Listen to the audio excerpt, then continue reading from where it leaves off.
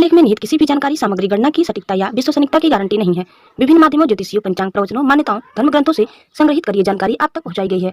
हमारा उद्देश्य महज आप तक सूचना पहुंचाना है। इसके उपयोगकर्ता इसे महज सूचना समझकर ही ले। इसके अतिरिक्त इसके किसी भी उपयोग की जिम्मेदारी स्वयं उपयोगकर्ता की ही रहेगी। नमस्कार दोस्तों, स्वागत है आप सबका आपके चैनल जी जायसवाल यूट्यूब स्टोरी पर। दोस्तों, आज हम लेकर के आए हैं सिंहासन बत्तीसी की 15वीं कहानी, सुंदरवती पुतली की कथा। दोस्तों, आगे बढ़ने से पहले आप इस चैनल में नए हैं तो प्लीज़ इसे सब्सक्राइब कर लें। वीडियो को अंत तक देखिए। हमारा ये वीडियो आपको कैसा लगा कमेंट बॉक्स में ज़रूर बताइए। आइए दोस्तों, हम आगे बढ़ते हैं और जानते हैं सुंदरवती पुतली की कथा के बारे में। जब राजा भोज फिर से सिंहासन की ओर बढ़ने लगे तो 15वीं पुतली सुंदरवती ने उन्हें रोक दिया। उसने कहा कि क्या आपके अंदर भी महाराज विक्रमादित्य जैसी ही प्रजा प्रेमी है? इतना कहकर 15वीं पुतली ने एक किस्सा सुनाना शुरू किया। राजा विक्रमादित्य के शासन से उज्जैन की पूरी प्रजा खुश थी। सभी को राजा की दानवीरता और दयालुता पर गर्व था। उसी राज्य में महाराज विक्रमादित्य जैसा ही एक दयालु व्यापारी पन्नालाल भी रहता था।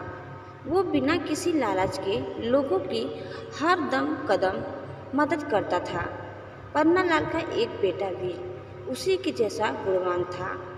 दोनों बाप बेटे की अच्छाई के बारे में पूरा उज्जैन जानता था।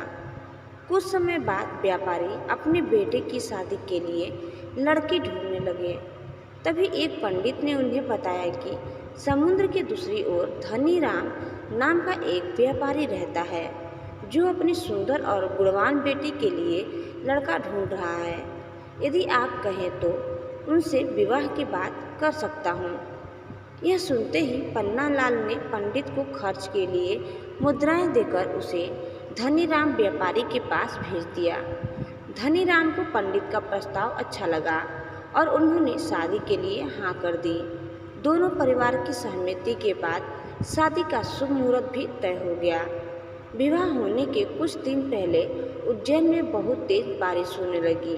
तब पन्नालाल सेठ ने सोचा कि अगर इसी तरह बारिश होती रही तो दूसरे राज्य जाकर बेटे की शादी कैसे कराएंगे। अगर वहाँ नहीं पहुँच पाए तो बदनामी भी होगी। वह ऐसा सोच ही रहे थे कि पंडित ने पन्नालाल के चेहरे को देखकर उनकी चिंता समझ ली। पंडित ने कहा, सेठ जी चिंता मत कीजिए, बस आप अपनी सारी समस्या महाराज विक्रमादित्य को जाकर बता दीजिए। उनके पास हवा से भी तेज चलने वाले रथ और घोड़े हैं, वो जरूर आपकी मदद करेंगे। सेठ सीधे महाराज विक्रमादित्य के दरबार पहुंचा और अपने मन की बात हिचकिचाते हुए कही। व्यापारी की परेशानी सुनकर महाराज ने कहा कि हर राजा की असली संपत्ति उसकी प्रजा ही होती है। आप राजमहल से रथ और घोड़े ले जा सकते हैं। व्यापारी के जाते ही विक्रमादित्य ने बेतालों को बुलाया और कहा कि बारिश बहुत तेज है, जाओ जाकर व्यापारी और उनके परिवार की रक्षा करो। तभी व्यापारी अपने बेटे की शादी के लिए दूसरे परिवार और रिश्तेदारों के साथ रथ लेकर दूसरे राज्य के लिए निकल गए। चलते चलते वो समुद्र के किनारे पहुंच गए। गहरा पानी देखते ही व्यापारी के मन में हुआ कि अब रथ से समुद्र कैसे पार हो पाएगा। पन्नालाल यह सोच ही रहा था कि देखते ही देखते रथ पानी पर दौड़ने लगा। व्यापारी समय रहते ही पूरे परिवार के साथ विवाह स्थल पर पहुंच गए और धूमधाम से बेटे की शादी करके अपने नगर वापस आ गए। नगर पहुंचते ही सबसे पहले पन्नालाल अपने बेटे और बहू को लेकर राजमहल पहुंचे और राजा से मुलाकात की। राजा ने उन दोनों को आशीर्वाद देते हुए पन्नालाल को कहा कि आप रथ और घोड़े बच्चों को दे देना, ये सब मेरी तरफ से उनके लिए शादी का तोहफा है। इतनी कहानी सुनाकर 15वीं पुतली भी उड़ गई और राजा भोज महाराज विक्रमादित्य का प्रजा प्रेम का किस्सा सुनकर खुश हो गए।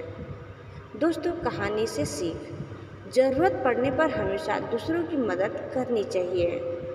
तो दोस्तों, आपको हमारी यह कहानी कैसी लगी हमें कमेंट बॉक्स में ज़रूर बताइए और आप इस चैनल में नए हैं तो प्लीज़ इसे सब्सक्राइब करना न भूलें। धन्यवाद।